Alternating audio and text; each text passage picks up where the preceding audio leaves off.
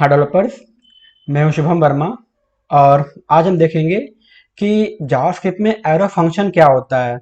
और ये जो एरो फंक्शन है वो हमारे जो रेगुलर फंक्शन हम यूज करते हैं, फिर हम लोग जो नॉर्मल फंक्शन यूज करते हैं, ये उससे कैसे अलग है।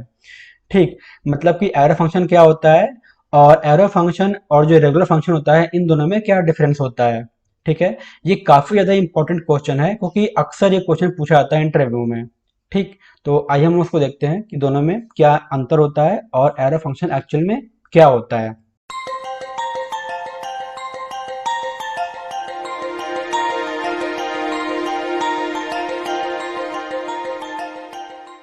तो जो एरो फंक्शन होता है इसको इंट्रोड्यूस किया गया था एक माई स्क्रिप्ट का जो हमारा 6 वर्जन था उसमें इसको इंट्रोड्यूस किया गया था।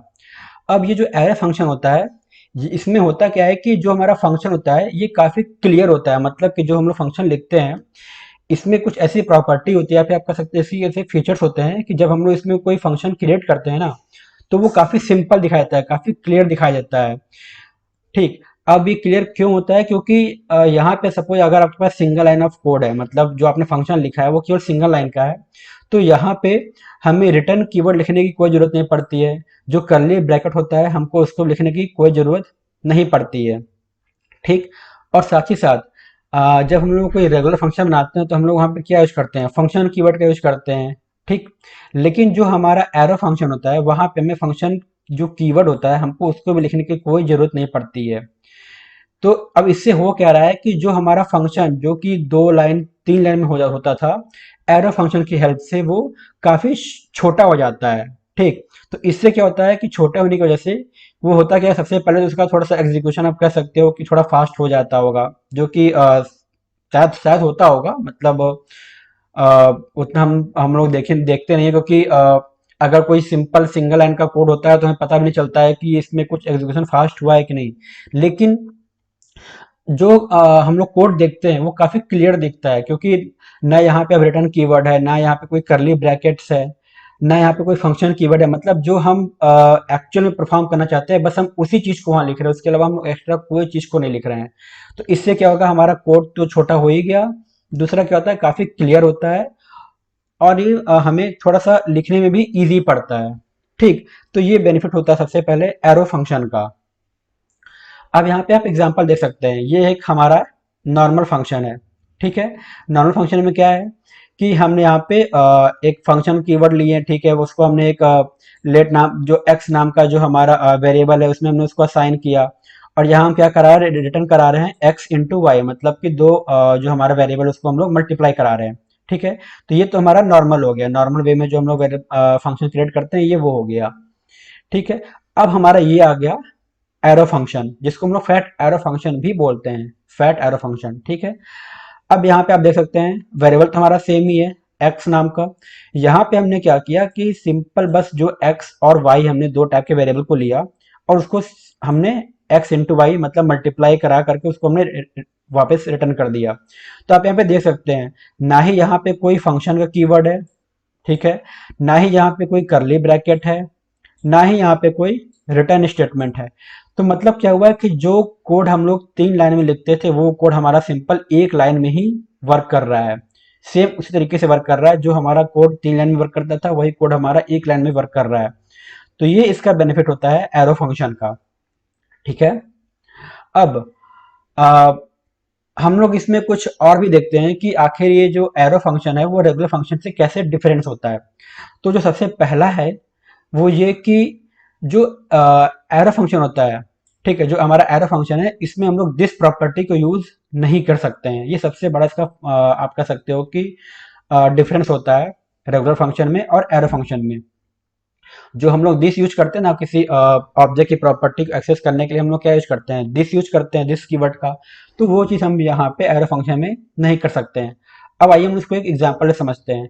हमारे पास एक मी नाम का ऑब्जेक्ट है। ठीक, आप यहाँ पे देख सकते हैं जहाँ पे की है नेम और ये उसके वेरिएबल है। ठीक, अब एक हमारे पास एक एरो फंक्शन है, ये हमारे पास एक एरो फंक्शन है। उस एरो फंक्शन में हमने क्या किया, प्रिंट करा दिया कंसोल में वैल्यू को। तो यहाँ पे हमने क्या यूज किया, दिस डॉट नेम। ठीक है, दूसरी तरफ हमारे पास क्या है, एक नॉर्मल फंक्शन है। यहाँ भी हमने क्या किया, ठीक है, कंसोल में प्रिंट कराए वैल्यू को, यहाँ पे वेरिएबल को हम लोग कॉल करा रहे हैं दिस डॉट नेम। अब जब हम लोग इसको कॉल कराएंगे, जो हमारा ऑब्जेक्ट है, जब हम लोग उसको कॉल करा रहे हैं यहाँ पे, तो यहाँ पे आप देख सकते हैं ये जो फंक्शन है एरो वाला फंक्शन, आप यहाँ पे देख सकते हैं यहाँ पे आ रहा है अनडिफाइंड। अनडिफाइंड मतलब कि ये जो हमारा लाइन है, ये वाला लाइन, ये दे रहा है अनडिफाइंड। ये अनडिफाइंड क्यों दे रहा है? क्योंकि जो दिस कीवर्ड है, ये इसकी वैल्यू को एक्सेस नहीं कर पा रहा है। मतलब जो हमारा दिस कीवर्ड है वो नेम की वैल्यू को एक्सेस नहीं कर पा रहा है, और क्योंकि वो इसको एक्सेस नहीं कर पा रहा है, इसलिए यहाँ पे इसने दे दिया अनडिफाइंड। लेकिन जो दूसरी तरफ जो हमारा नॉर्मल फंक्शन है या फिर जो रेगुलर फंक्शन है, उसने इसकी वैल्यू को प्रिंट कर दिया, फिर इसमें से वैल्यू को हमें रिटर्न कर दिया। तो ये डिफरेंस होता है जो एरो फंक्शन और रेगुलर फंक्शन में, कि जो हमारा एरो फंक्शन है वो दिस की प्रॉपर्टी को एक्सेस नहीं कर सकता। ठीक है।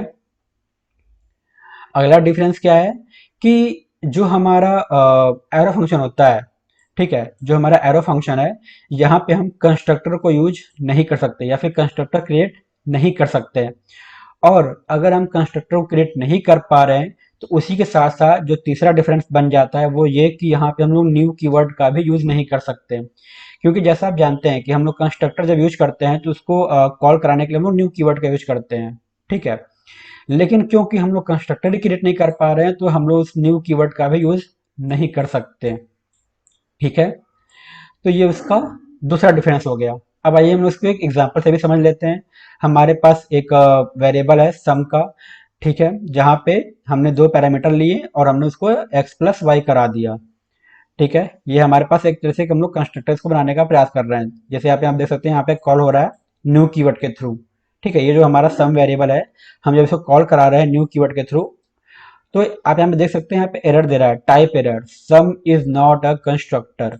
ठीक है। मतलब उसने ये बोल दिया कि जो हमारा सम नाम का जो वेरिएबल है ये कोई कंस्ट्रक्टर नहीं है।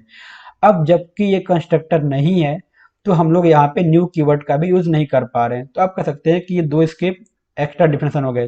2 और 3 में क्या होता है कि कंस्ट्रक्टर हम लोग इसमें मतलब यूज नहीं कर सकते हैं, इसको आगे कंस्ट्रक्टर यूज नहीं किया सकता। और जो तीसरा है कि यहाँ पे हम लोग न्यू कीवर्ड का भी यूज नहीं कर सकते हैं। ठीक है।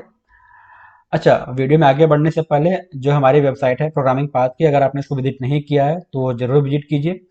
जहाँ पे आप जावास्क्रिप्ट के अलावा और भी ज़्यादा इंटरव्यू क्वेश्चन की तैयारी कर सकते हैं, जैसे कि PHP है, MySQL है, लारावेल है, टाइप स्क्रिप्ट है, रिएक्ट है, नोड है, आप इन सभी की तैयारी भी कर सकते हैं। साथ ही साथ जो हमारा प्रैक्टिस सेक्शन है, आप यहाँ पे जा करके MCQ टाइप के क्वेश्चन को भी अटेम्प्ट कर सकते हैं। और जो हमारा प्रीमियम सेक्शन है, आप इसको जरूर विजिट कीजिए, जहाँ पे हमने कुछ प्रीमियम प्रोग्राम लॉन्च किया है जो कि इंटरव्यू से ही रिलेटेड है। तो वहाँ पे आप जा करके और भी अच्छे अच्छे इंटरव्यू क्वेश्चन को अटेम्प्ट कर सकते हैं, जहाँ पे हमने काफ़ी ज़्यादा पूछे जाने वाले इंटरव्यू क्वेश्चन को कवर किया है। ठीक है। और साथ ही साथ हमने जावास्क्रिप्ट से रिलेटेड ई बुक को भी लॉन्च किया है काफ़ी कम प्राइस पे, तो आप उसको भी परचेस कर सकते हैं, जहाँ पे हमने केवल उन्हीं क्वेश्चन को कवर किया है जो इंटरव्यू सबसे ज़्यादा पूछे जाते हैं। ठीक। तो आप जरूर इसको विजिट करिए। ठीक है। अगला देखते हैं डिफरेंस क्या है। तो जो अगला डिफरेंस है वो ये कि जो हमारा एरो फंक्शन है वहाँ पे हम लोग सेम नेम का पैरामीटर को यूज नहीं कर सकते हैं। फॉर एग्जाम्पल, आप यहाँ पे देख सकते हैं फंक्शन है ऐड नाम का, जहाँ पे हम लोग दो पैरामीटर एक्सेस कर रहे हैं, जो कि दोनों पैरामीटर क्या है, x और x है। अब जब हम लोग इस फंक्शन को कॉल कराएंगे तो आप यहाँ पे देखें, यहाँ पे हमें कोई भी एरर नहीं मिल रहा है। ठीक है। लेकिन जब सेम तरीके से हम लोग एरो फंक्शन में कॉल करा रहे हैं, y और y दो पैरामीटर को ले रहे हैं, और जब हम लोग इसको कॉल करा रहे हैं, ठीक है, तो यहाँ पे आप देख सकते हैं कि एरर में हमको मिल रहा है syntax error, duplicate parameter name not allowed in this context. ठीक। मतलब ये क्या बोल रहा है कि जो हमारा एरो फंक्शन है वो सेम नेम के पैरामीटर को अलाउ नहीं करता, इसलिए आप सेम नेम का पैरामीटर आप इसको यूज नहीं कर सकते हैं। अगर हम लोग यहाँ पे y लिखे हैं, तो यहाँ हम लोग यहाँ पे अगर x लिखेंगे तब तो ये वर्क कर जाएगा, लेकिन अगर हमने दोनों यहाँ पे y कर दिया तो ये वर्क नहीं करेगा। ठीक है। जबकि जो हमारा नॉर्मल फंक्शन है, यहाँ पे अगर हम लोग सेम नेम का पैरामीटर लेते हैं तो ये फिर भी आसानी से वर्क कर जाएगा। ठीक है। तो ये चौथा डिफरेंस होता है एरो फंक्शन और रेगुलर फंक्शन में। अब अ, अगला इसके आगे भी और भी डिफरेंस है। यहाँ पे जो 0.4 है, मतलब 0.4 नहीं होगा, आप इसको 5 लिख लीजिए। ठीक है। और ये 5 है, आप इसको 6 कर लीजिए। ठीक है। तो अब हम पांचवा देखते हैं डिफरेंस क्या है कि जो हमारा एरो फंक्शन होता है उसको हम लोग एज ए कॉल, अप्लाई और बाइंड यूज नहीं कर सकते। जैसा आप लोग जानते हैं कि जो हमारा कॉल, अप्लाई और बाइंड होता है ये भी हम लोग यूज करते हैं, जो हमारा रेगुलर फंक्शन होता है वहां पे यूज करते हैं, लेकिन सेम चीज को आप एरो फंक्शन के साथ परफॉर्म नहीं कर सकते हैं। तो ये हो गया हमारा पांचवा डिफरेंस। और जो आखिरी डिफरेंस है वो ये है कि जो हमारा एरो फंक्शन है उसमें हम लोग यील्ड को यूज नहीं कर सकते। यील्ड क्या है? यील्ड यूज क्या होता है, हमारे पास एक फंक्शन होता है जनरेटर फंक्शन, उसके साथ ही हम लोग यील्ड का यूज करते हैं। अब जनरेटर फंक्शन क्या होता है ये एक अलग इंटरव्यू क्वेश्चन है, तो अगर आप लोग कहोगे तो कमेंट में, तो मैं इसके बारे में भी इंटरव्यू क्वेश्चन क्रिएट कर दूंगा। ये इसके बारे में कुछ न कुछ पूछे जाते हैं, हाँ उतने ज़्यादा लेवल पे नहीं पूछे जाते हैं, काफ़ी कम पूछे जाते हैं। खासकर अगर आपको अच्छा खासा एक्सपीरियंस हो चुका है तो शायद आपसे एक क्वेश्चन पूछा जाए कि जनरेटर क्या होता है, ये कैसे वर्क करता है, वरना ये क्वेश्चन उतना इंटरव्यू में पूछा नहीं जाता है। तो आते हैं हम लोग फिर से अपने टॉपिक पे कि जो हमारा एरो फंक्शन है उसमें हम लोग जनरेटर्स को यूज, मतलब जो जनरेटर फंक्शन होता है उसमें हम लोग यील्ड का यूज नहीं कर सकते, लेकिन रेगुलर फंक्शन जो होता है उसमें हम लोग आसानी से यील्ड का यूज कर लेते हैं। ठीक है। तो ये सारे डिफरेंस होते हैं एरो फंक्शन और रेगुलर फंक्शन में। ठीक है। अगर आपको वीडियो पसंद आ रहा है तो वीडियो को जरूर लाइक करें, शेयर करें और हमारे चैनल को जरूर सब्सक्राइब करें, और नीचे कमेंट में जरूर बताएं कि आपको ये वीडियो कैसा लग रहा है। ठीक है। आपका वीडियो देखने के लिए बहुत बहुत धन्यवाद।